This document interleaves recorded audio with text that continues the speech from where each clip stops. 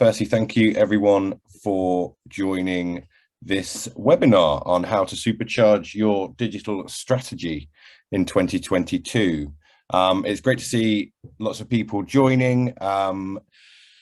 So since the start of the new year, we've been getting a lot of messages from people, be they marketing managers, be they managing directors, who are asking us how they can really kick up the level of their website strategy and all of their digital strategies. Some of them come to us with a specific idea for a new website or a paid media campaign. But what we've been finding is that there is a real desire for people who are looking for, excuse the buzzword, but a holistic and joined up digital strategy. In this webinar, we're going to give you some of the building blocks of that website strategy. We're going to focus on how to identify and think through the problems that you've got. And we're going to place an emphasis on a strategic mindset, which means placing the users and placing data at the center of the conversation, and which looks to solve problems rather than just implementing solutions. So I'm Alex. I'm a director here at Crucible. Crucible design and build websites looking for businesses who want to scale, or for businesses who are looking to reach a wider audience. We help our clients to understand their users through data and to structure their organizations in a way which is going to allow for the implementation of modern and effective digital processes. We will consider the whole of a client's digital footprint, from LinkedIn advertising through to paid search campaigns and back-end integrations and all the way up to app building. You're going to hear from a few panelists this morning. Craig is Crucible's MD and lead strategist. In a past life, he was an award-winning creative, and now he brings to bear his creative and analytical skills on working on digital strategy with our clients. His focus is on aligning business considerations with digital strategy. And he works with a commercial focus when advising and briefing creative and digital solutions to business problems. He's going to be talking to you about website strategy, focusing on the bit of the process before you even talk to an agency like ours. He's going to help you to find the problems that need solving and teach you how to focus on the ones which are going to make the biggest differences to your business. We're going to hear from Christian after Craig. So Christian is lead SEO strategist and founder of Robot Zebra. Robot Zebra is a boutique SEO agency focused on ethical and sustainable practice and business.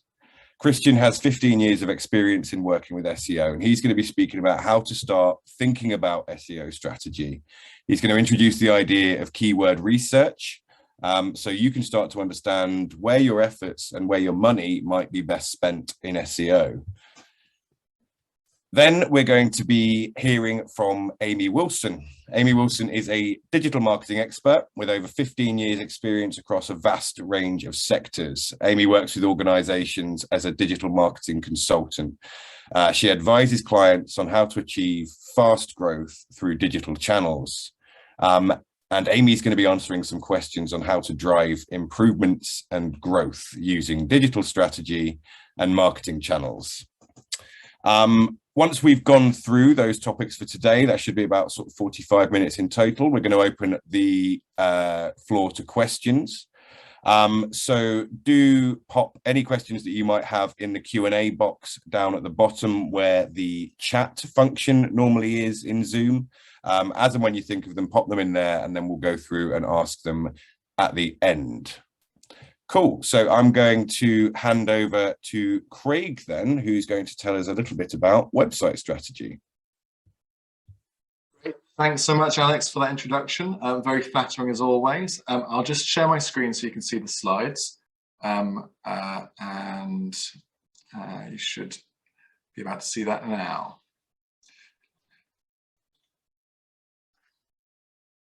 Okay, so we're supercharging website strategy, and apologies in advance for any cheesy stock photos or bad choices of analogies in this presentation. Largely going to be about taking you through the process that people go through before they approach agencies and how to most effectively achieve the best results from that process. So we're going to be taking you through a few specifics within this section. So first, that's what website strategy is and what it means to be strategic in your approach. Second is what best practice looks like in terms of early planning and scoping of a website project. And third, if we have time, it'll be our insights, tips, and technical advice on where the web's going and what's hot for 2022. So this will be a fairly general session aimed at all skill levels. If you are keen on a more specialist or advanced session, please let us know and we'll keep you informed about future webinars. Also though, if you are keen on us speaking to you about a specific problem you're having, then please do get in touch following the webinar and we'll be happy to set up a call or consultation. Okay, we're going to talk about two specific case studies today. Now, these are fictional case studies, but they're based on real life scenarios. So firstly, we're going to talk about Jack, who is a marketing manager. And Jack works for a retailer called DIY R Us. Like I said, bad analogies, even worse stock photos. Secondly, we're going to talk about Christina, who's a marketing manager, and Christina works for Tools Co. So both of these are mid-scale DIY retailers, both have websites, and they're churning along fairly nicely. They process sales, their customers seem relatively satisfied, but their digital positioning vitally helps to back up their bricks and mortar retail. So these are about driving leads. They're aiming to achieve specific goals given by management. For the sake of today, we're going to focus on one goal that these guys have that's been given to them from management, fairly straightforwardly: more sales. That's the aim of the day here, more sales, the number one objective. It's going to be the case for a number of businesses, obviously, and in a lot of cases there'll be greater nuance to this, but for the sake of keeping this straightforward today, that's what we'll be doing. So I'm going to tell you about Jack's story to start. So Jack has been given a brief and he wants to impress quickly. So he comes up to with some ideas to push sales. He knows the web, he knows what he's seen out there, and he knows what he feels will be best for DIY or Us. Some of these ideas: he wants to do a DIY project calculator so that customers can plan the costs of their projects. He wants to put some money into PPC. It's a channel the company hasn't yet explored, so he thinks there's opportunity there. He's interested in perhaps doing a floor plan maker, an interactive feature so that people can plan, if they want to put their sofa in this corner of the room and their cupboard in this corner of the room, they can plan what furniture they might want to buy. And perhaps a color chooser. So they might be able to select the paint that they are wanting from a wide variety and view it in augmented reality. And he's generating these ideas, he's coming up with these solutions, and he's hoping they'll drive sales. And at least a few of these will typically get past the drawing board, get in front of management, and hopefully get in front of an agency. So out of these four ideas, management are keen to pursue two of them. They want to put some money into PPC, as it's a channel they haven't yet explored, and try out with a floor plan maker, try to build one. So that's the next stage. Now he's getting this pressure put down on him. Remember, it's more sales first and foremost. So he's certain that he needs to get some relatively quick results here. So he comes up with a brief for a digital marketing agency for his PPC project. And he says that traffic is key. At the moment, brand awareness is low, so the more hits they can get on the website, the better. He wants to focus on key seasons for specific products, perhaps gardening tools in the summer, for example. The company has stores nationwide, and they ship nationwide as well. So he's not interested in one geography or one group. He's just aiming for as many people as he possibly can. And he wants to get immediate traction. He wants results as quickly as he possibly can. So he's not thinking in that much depth about the longer term here. He's focused on getting results nice and quickly. Separately, he's come up with a second brief, and that is for a digital development agency for their floor plan maker. He wants it to be as flexible and interactive as possible for his customers. He wants customers to be able to save and print their designs. He wants customers to be able to load in products and their sizes into the floor plan, and he wants delivery in 4 months, so nice and quick on that front. He's wasting no time. He wants to get all of this actually working and delivering leads and customers to the business straight away. So he follows the normal procedure. He gets 3 quotes for his pieces of work. He hears the proposals and pitches from these agencies. He selects agencies to work with, and he gets to work on the projects. And that's the end of Jack's story for now. We're going to hear about Christina's story as well. And after you've heard these two, I'm going to ask via a Zoom poll for everyone to vote on who they think is going to be the most successful with these 2 strategies. So Christina's story. Christina takes a slightly different approach. She starts by asking questions and reaffirming answers to those questions. So a question, for example, what percentage of sales comes through the website? Which pages on our website are the most or least successful at the moment? What are our USPs compared to our competitors? And what are the most successful marketing channels at present? So it's not that Jack doesn't ask these questions as well. He might already know the answers, but going back and focusing on these questions is the framework that Christina prefers, and that's about getting as much quantitative data as she can, so that in any presentation to management, she's able to say, well, look, we're going to try to work out the answer to this question so that we can work out how to generate more revenue from this precise output. So similarly to Jack, we might, in any sort of bigger project, you might focus on more questions than this even, but we'll focus on 2 for today. Which pages on our website are the most/least successful at the moment? And what are our USPs compared to competitors? Now, she's been given this goal, which is more sales, and management might be putting quite a lot of pressure on her to deliver, but she's focused on these two questions as being her means of doing that, and wants to deliver projects and initiatives around those specifically. So first and foremost, which pages on our website are the most/least successful at the moment? She's going to look at the data for this.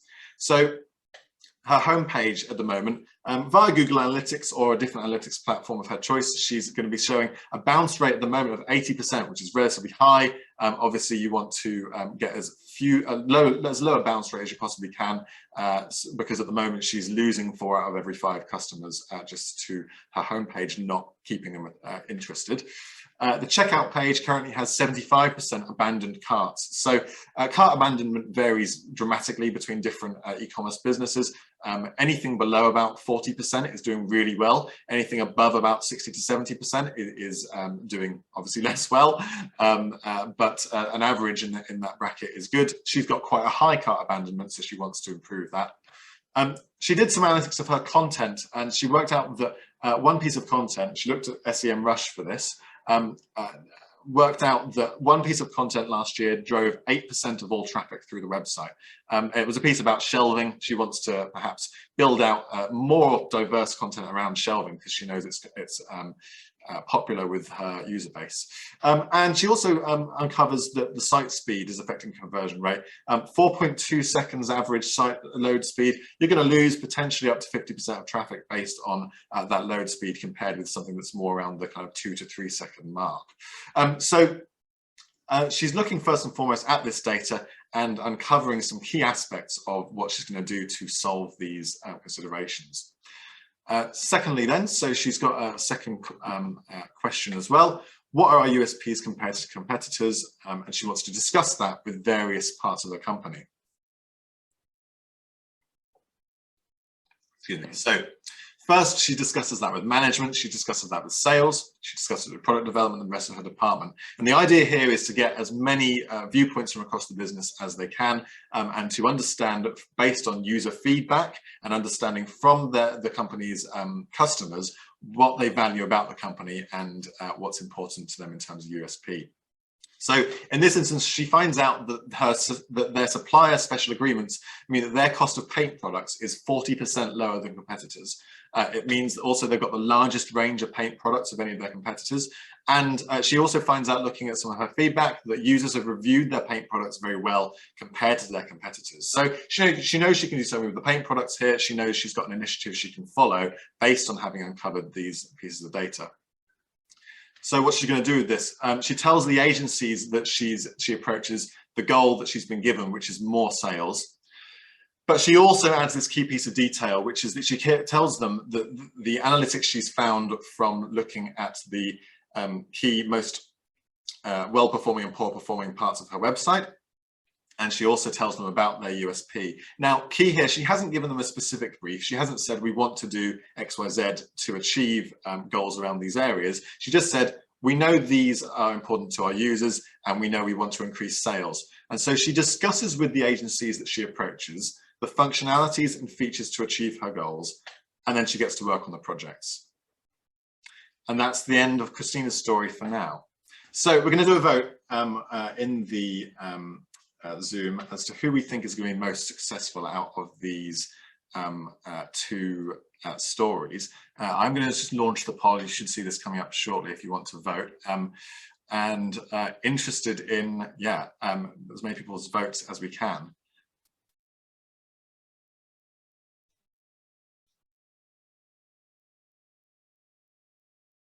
Good. Okay, so we've got 9, 10 of you so far responded. Oh, there's a few more. Okay, so I'm going to end the poll there, and we've got a pretty unanimous result. This is really good. Everyone, 100% of you have gone for Christina's approach, which is good. It potentially means you already knew some of this, but it does mean that a lot of you are already following a stronger strategy. And I'm going to go into a bit more depth as to why this has been effective for Christina and why Jack has found it to be more of a challenge. So Jack, he had his PPC project, and he set a £300,000 annual budget, and he had his floor plan development project, and he set £150,000 build budget for that. Now, both of these are fairly costly costly initiatives, and in each case, they're going to potentially actually take quite a while to show return on investment. In this case, PPC took 6 months before it showed ROI. That might be because Jack's strategy wasn't strong enough at the initial instance. He didn't put as much time into it and not as much upfront thinking around the strategy. Perhaps he wasn't as consultative with the agency that he spoke to as he could have been. Competitors were outbidding him in this instance. So they're a mid-scale DIY retailer, but they're not B&Q, they're not Homebase. They're not able to compete at quite the as high a level as some of those retailers for these keywords. Profit margins weren't great enough to justify this high ad spend. So ultimately, it did show a return on investment, but because of the products that were chosen to advertise, perhaps because of a couple of different ways he might have approached this, perhaps that initial thought piece wasn't put in to think, what are our average lifetime values of customers? What are average order values of customers? How are we understanding these metrics, and what can we actually derive from that as a useful marketing strategy that delivers ROI? So separately, the floor plan project, in its first year of operation, 300 customers produced floor plans. It's a good amount of customers to have interacted with the tool, but it's nothing compared to the budget that it took to do it. It was directly attributed to £18,000 of sales from this £150,000 budget. So, it's clear to see this, both of these projects, roughly speaking, weren't successful in delivering a strong ROI. The key thing here was to take a longer, more in-depth, more strategic approach. Christina, on the other hand, her discussion with the agency led to a few different initiatives. They did a UX review project, so they trialed a 3-month project to start with. Perhaps this was focused on calls to action. It might have been focused on above the fold content. It could have been focused on a couple of different aspects of the initial stats that she found that were ineffective about her website. She did a content strategy piece, so they found that piece about shelves was particularly successful for them, and they rolled out a series of other pieces that to build out around that content, test and trial other pieces of content, and to hope to increase traffic that way. And a PR and affiliates project. This was in order to make the best of her USP, to make sure that her PR partners and affiliate partners were able to push that USP effectively, and to aim to deliver a strong ROI across those two projects. So her UX review included heat mapping, it included analytics. This might have been a platform such as Hotjar, for example. It might have been something like Google Analytics. It might have been SEMrush. It could have been a number of different tools towards UX and other aspects. And there's a heavy data focus here, including A/B testing. And the idea was, and successfully, a reduced bounce rate and increased conversion rate. Content strategy here built out a wider set of content, and this increased traffic. The PR and affiliates resulted in an 18% increase in paint sales. And well, at this point, she wasn't able to fit the website speed into her initial set of projects, but that's looked at another set, a backlog later on. She's not aiming to get to immediate results. She's aiming for long-term progression and a gradual increase in sales across the board. So you all called it rightly. Christina took the best approach. Clearly, we've got some well-experienced marketers and web strategists on the call, which is really encouraging. But just to kind of unpack how this looks across the two case studies here, Jack was action-focused. He was short-term impact and results. And it's not always the case that this is bad, and I'll show you some advantages of going thinking short-term shortly. But objective-focused Christina, working towards the longer-term objective, telling the agencies what that objective is, that can help, obviously, in the longer term to propel you towards an actual objective rather than to just deliver initial functionalities and features. Data, so Jack did little to no market research up front, relatively low in-depth consideration, whereas Christina's approach was rooted in data and informed by data throughout the project. In terms of short-term versus long-term thinking, Jack was very much results first, ask questions later. Christina was much more constant progress towards that longer-term goal, a much more considered and in-depth approach. In terms of users, Jack thought that he knew what they needed, whereas Christina went to data. She surveyed the business generally. The rest of the business would have been talking to users as well and gaining that actual real-world data from those users. And in terms of the space and the agency approach here, Jack was working in the solution space, which meant that Jack was coming up with ideas to solve problems he didn't even really properly understand, whereas Christina was focused on the problems themselves, thinking, we have this problem, such as bounce rate, what could we do to solve that? So in one instance, you're focused on what the problem is, and then you can talk to the agencies involved and your partners to solve that problem. And in the other instance, you're focused on, I'm going to come up with some solutions to what this problem could be without really ever unpacking that. And on the agency side, Jack was fairly prescriptive. He went to the agency and said, I want these 3 initiatives complete. And Christina was much more consultative. She was focused on, I want to achieve these goals. What would you recommend to help me do that? And the difference between those two is that the agency will be able to come up with things that neither Jack nor Christina would have necessarily thought of from their expertise in the web sector. And so Christina gets better, more targeted, more focused initiatives to actually achieve her goals. So just a couple of concluding bits then. So short term, you can get some results quickly from short term thinking and approaches. It will show you some return on investment, but you might not necessarily know why. Quick wins can help with management, and there are always quick wins that you can find if you're looking at this kind of approach, particularly perhaps if you've just recently joined a business and are focused on delivering some initiatives quickly.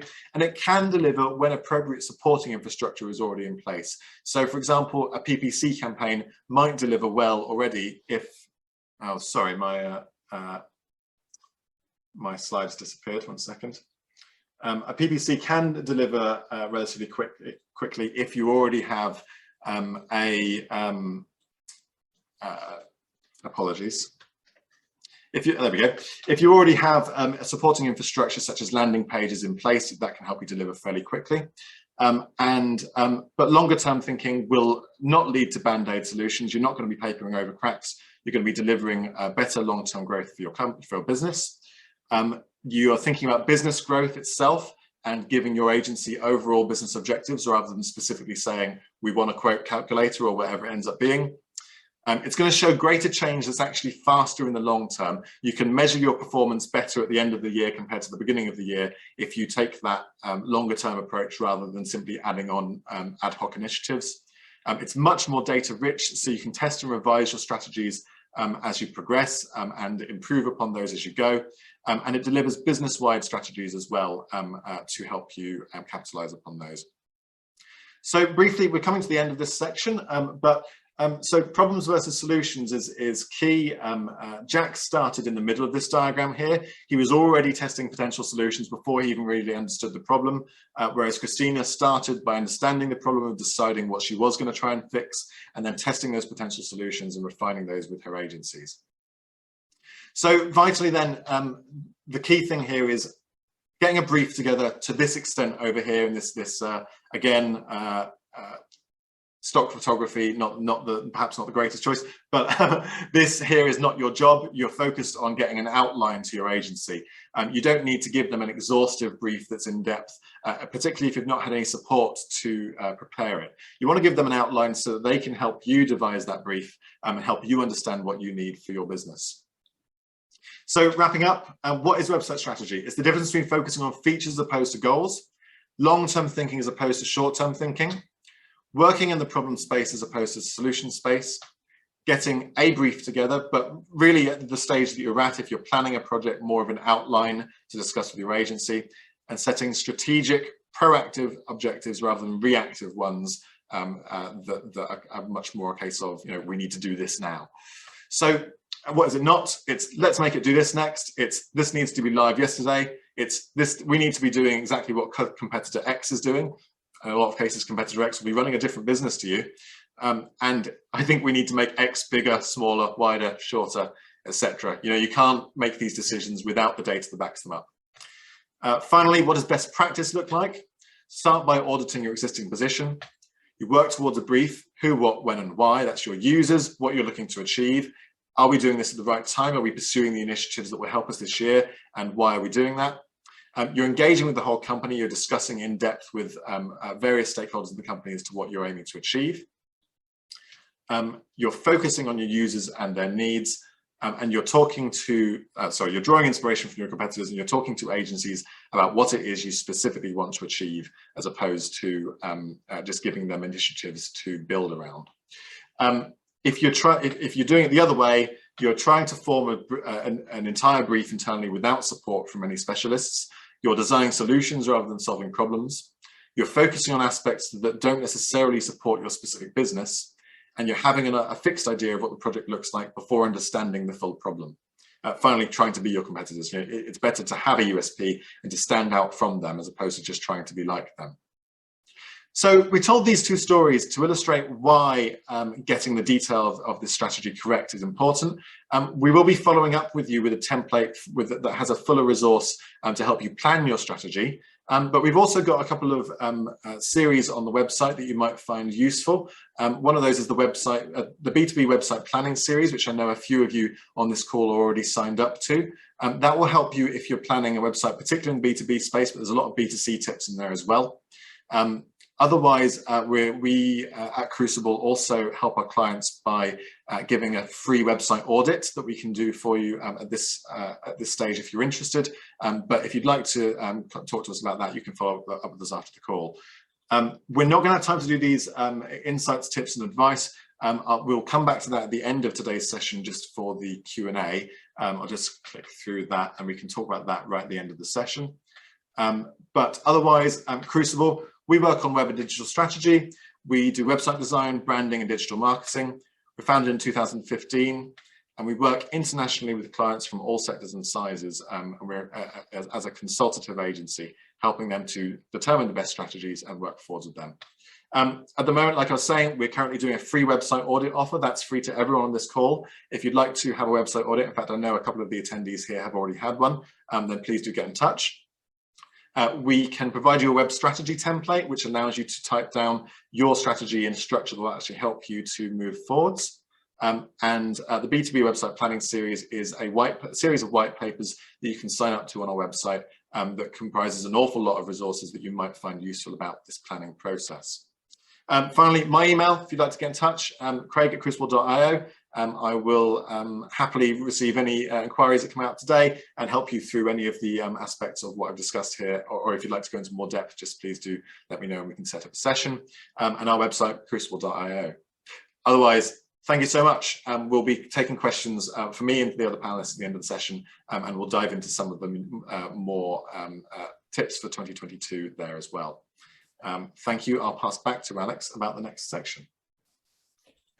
Thank you very much, Craig. I am going to rattle straight into Christian's piece here, just because I'm conscious of time. But what I will say is please do keep dropping your questions in the Q&A box If you have any questions directly, you can ask them of anyone, whether it's Craig, Christian, or Amy as they come up, and we will try and get through those at the end of the session.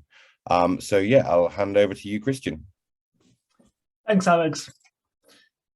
My section is going to cover SEO. We will talk about what SEO is and what role does it play when talking about your content, your website. Redesigning your website this year perhaps is something on your card, something you're planning to do as part of your strategy.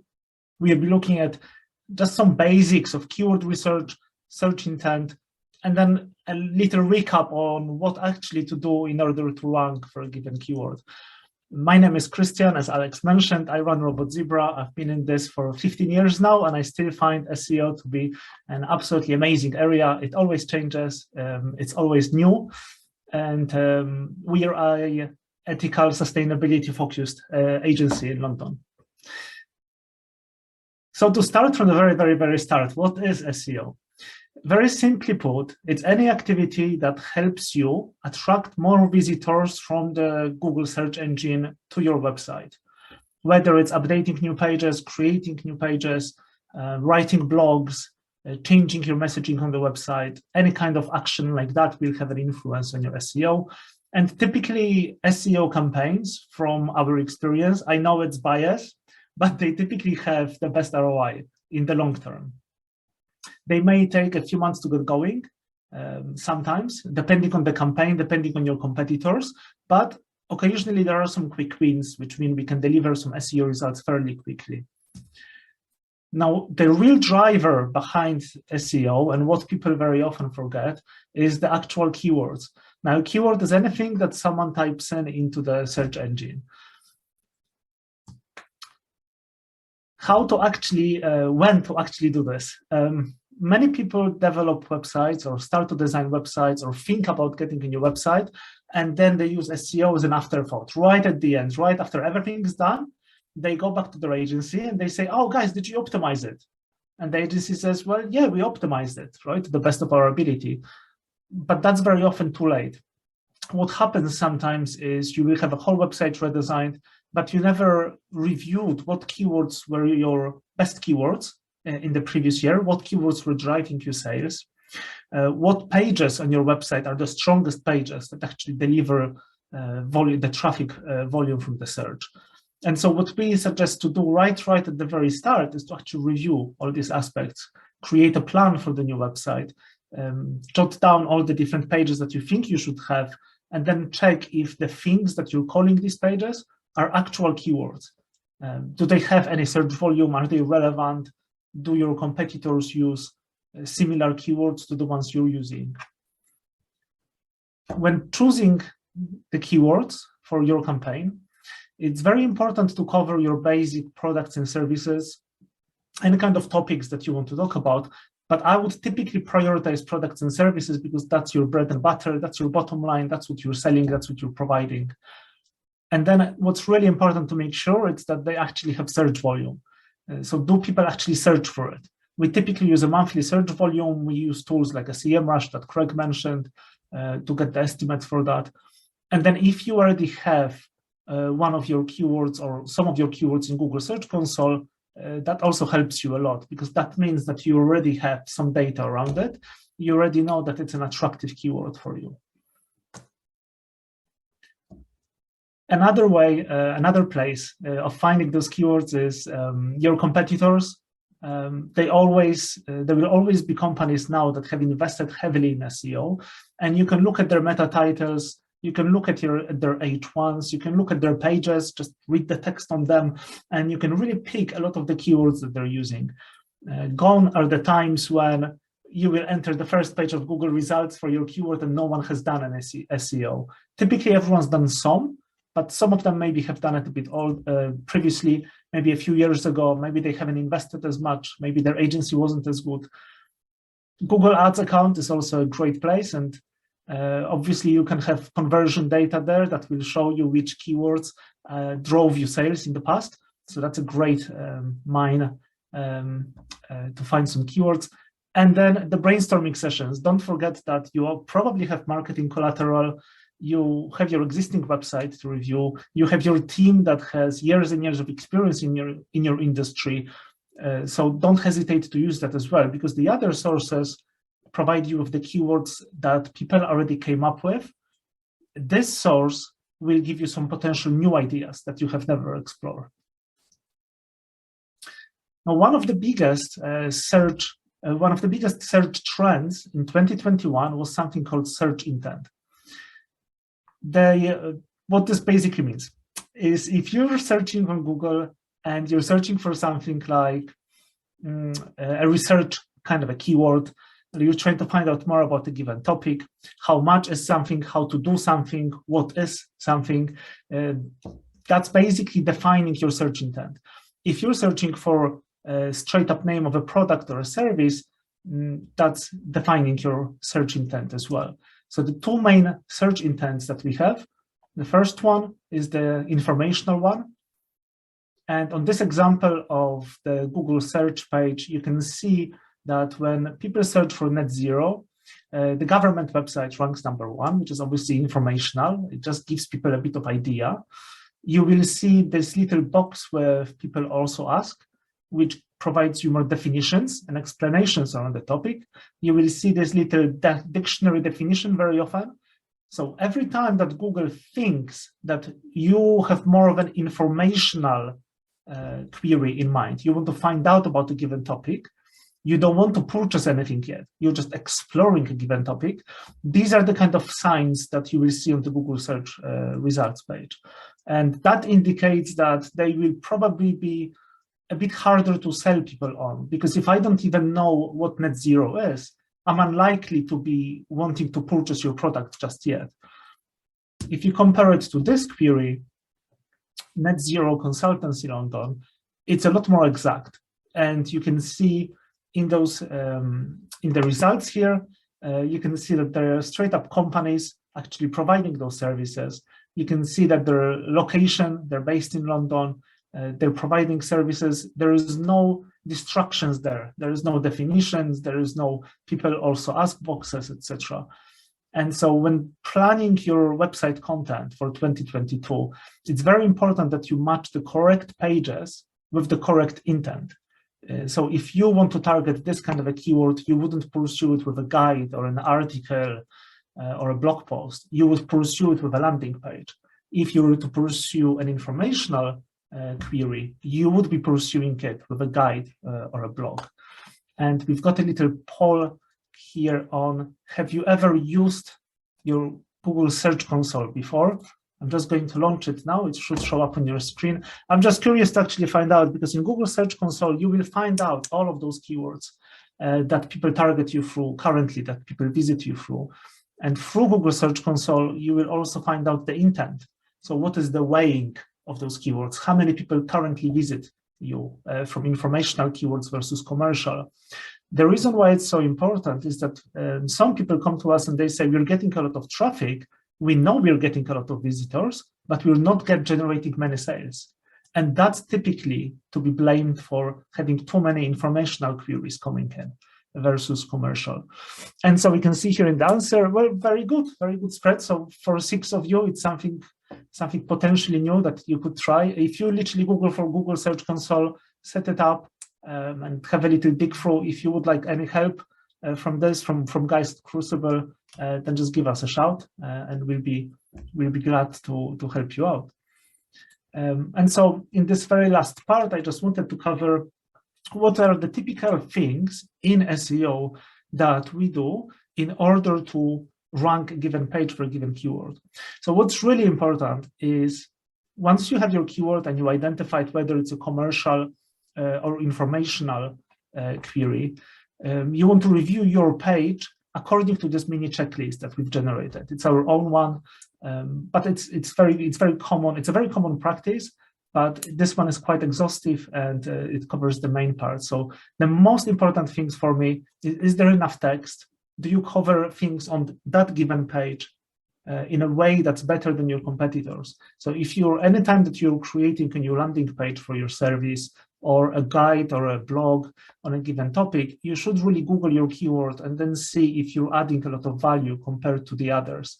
Are you using enough questions? If everyone else is using images, are you too using enough images? And then are you actually using the keywords that you're targeting within your content? That's it from me, guys. I'll hand back to Alex.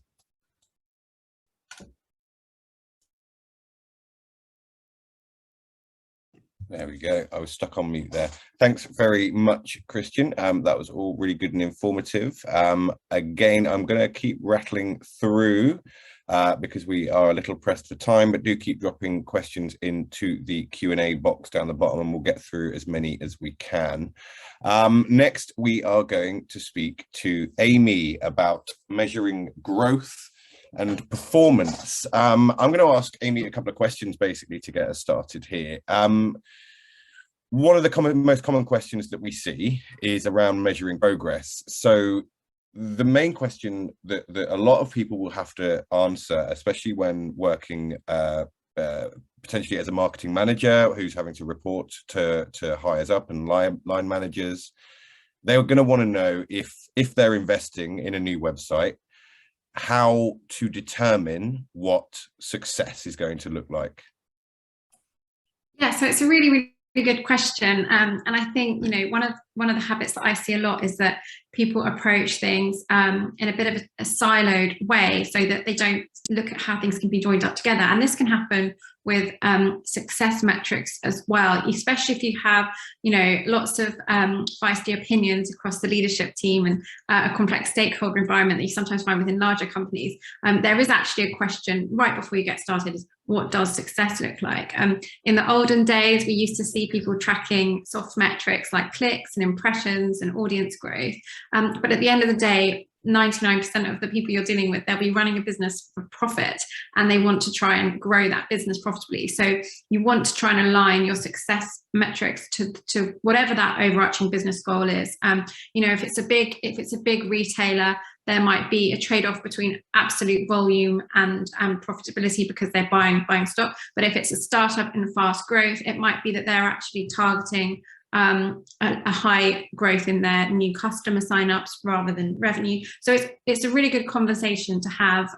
There are different success metrics depending on where in its life cycle the business is, if the founders are planning an exit in coming years. So the important thing is to get everyone in a room and make sure that everybody agrees on the same major success metric, because you don't want the CEO tracking clicks and the CFO tracking profit, because you're just going to end up having lots of difficult conversations for months to come. So once you've established what your key success metric is, whether it's new customer signups or ROI, what you then might want to do is put in place a secondary key performance indicator, soft key performance indicators that support the key ones. So that might be where clicks or time on site or bounce rate, those come in.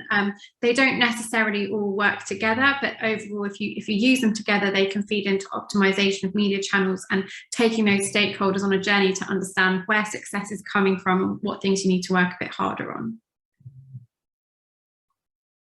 Great. Okay, that's a really comprehensive answer. And if anyone wants any kind of clarification on any of those points, do just drop a quick question in the Q&A. So another question here then about mistakes. What are some of the biggest mistakes that you've seen clients make with their digital marketing strategies? Well, I think, you know, you don't know what you don't know, right? And one of the things that I've seen a lot as working as an interim over the last 10 years or so is that people actually think about marketing too late in the process. The amount of times I've received a phone call, which is, oh, Amy, we've done our rebrand, we've done our website, we've hired 20 people, off you go. You know, in an ideal world, someone who's leading on the marketing strategy should be brought in to kind of oversee that and make sure it's all tied together.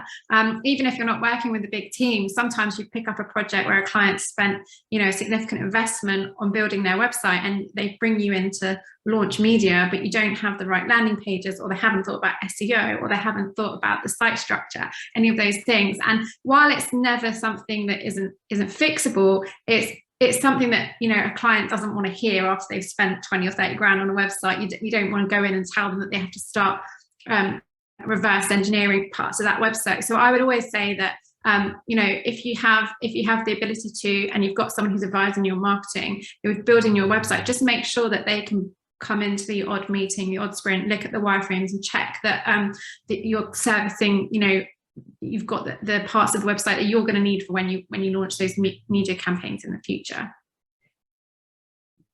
Cracking. Yeah, I think that's something that we see quite often as well when we're looking at websites. You know, sometimes when we're designing a website, if we're not considering the marketing in the future, then the UX decisions might even be slightly different. It might be that you, for marketing purposes, needs to track certain actions that the user makes, and therefore, you know, creating pages purely for that reason is important, where, you know, on the other side of things, we might think, well, we want to make that as smooth as possible. So I think you're absolutely right that trying to form a balance very early on between kind of UX considerations and marketing considerations is a really valuable thing to be looking at.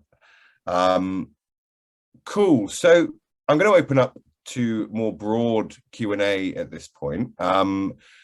There's a question here, which I can see, which is probably one directly for you, Christian. So if you've already set up Google Analytics on your website, is the Search Console easy to set up on top of it? And does it cost anything? Great question. And if you already have Google Analytics, that means you've already done the hardest part, because you can validate Google Search Console using your analytics. So all you have to do, and it's free. So all you have to do is go to Google Search Console, open your domain, and then it will ask you for a validation method that you would like to use.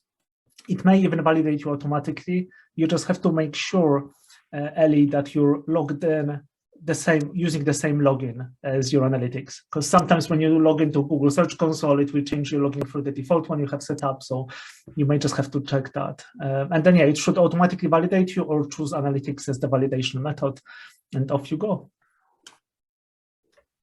Great. Thanks, Christian. Hope that answers the question there.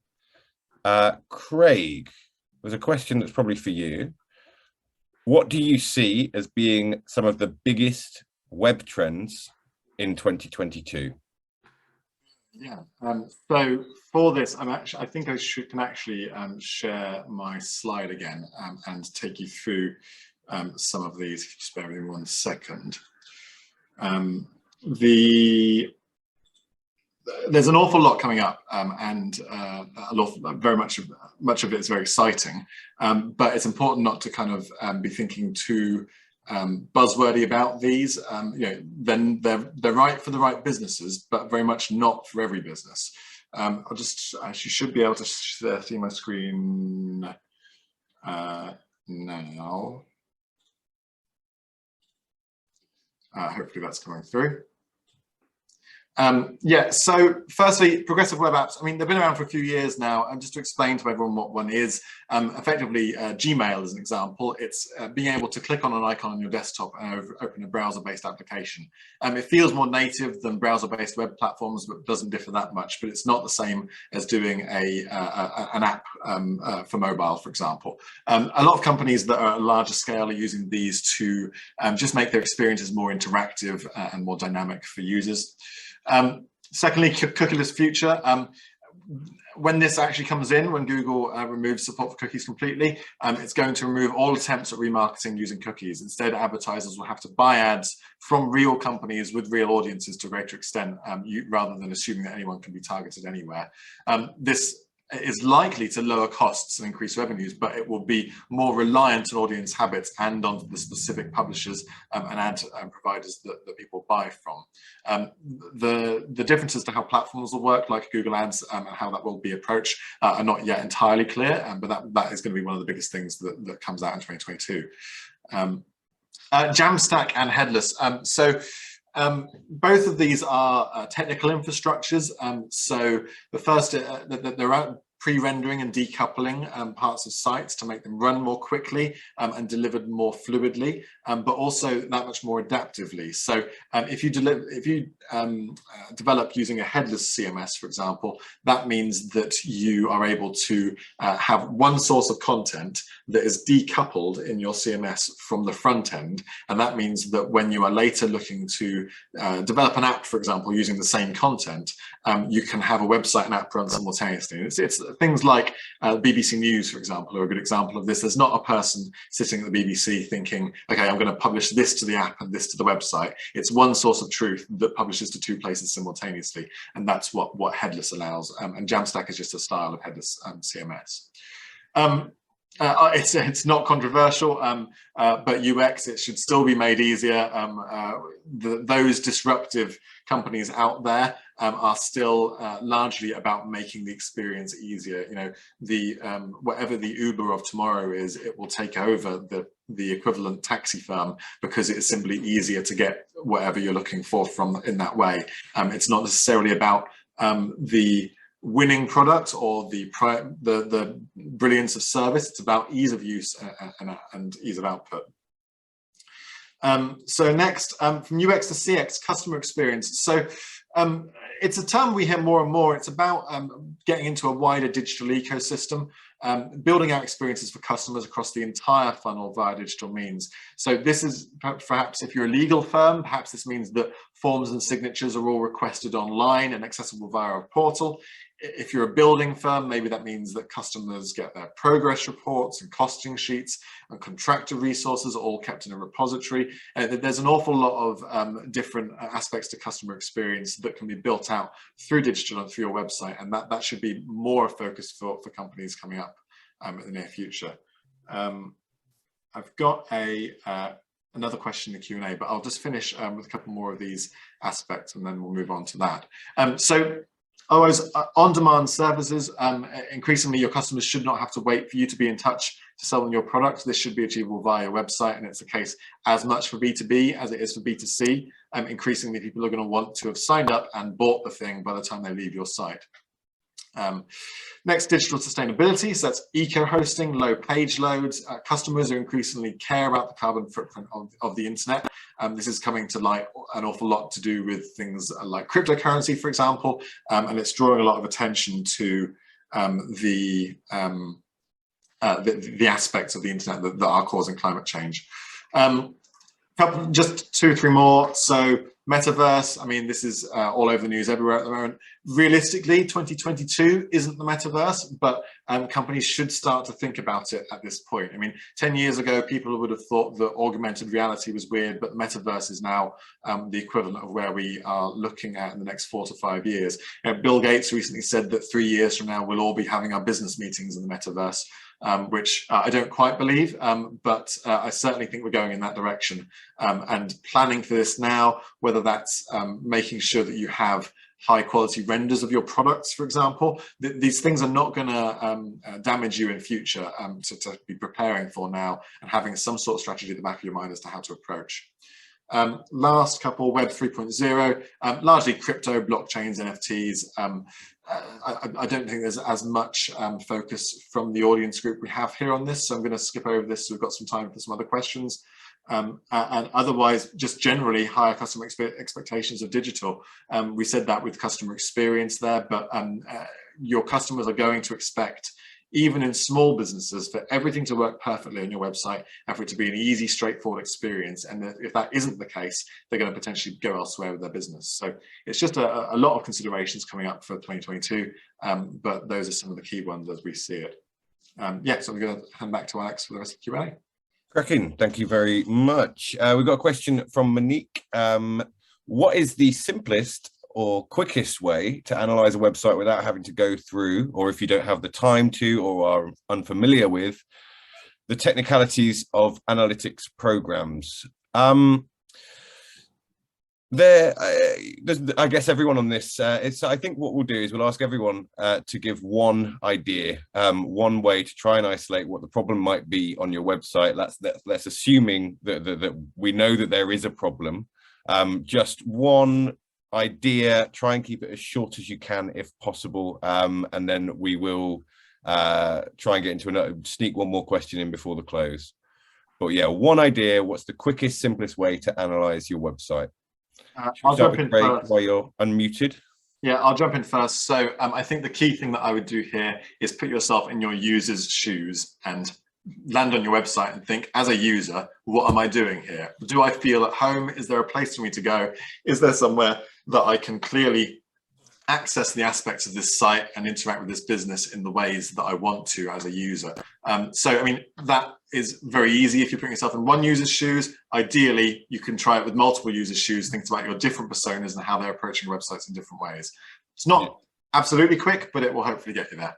I'm just going to build on that one very quickly, so I won't give a distinct answer, but what I would suggest is maybe think about the main thing you want your website to do. Is the main thing I want people to do on my website is buy lawnmowers. Give the website to 10 of your mates who haven't seen it before and ask them to buy a lawnmower on it, record them doing it and see if they've run into issues. I think that's one of the quickest and easiest ways to try and find at a qualitative anecdotal level where you think the problems might be, and that what can strengthen your opinions. Amy and Christian, I'll give you a quick bit of input on that. Let's go with Christian first. I would just do a very simple competitor analysis. I would compare some of my landing pages, the functionality, be like, are my pages loading as quickly as their pages? Do they look as good? Does it seem that information on our website is as concise, as well prepared as the competitors? That's it. Great. Thank you. And Amy?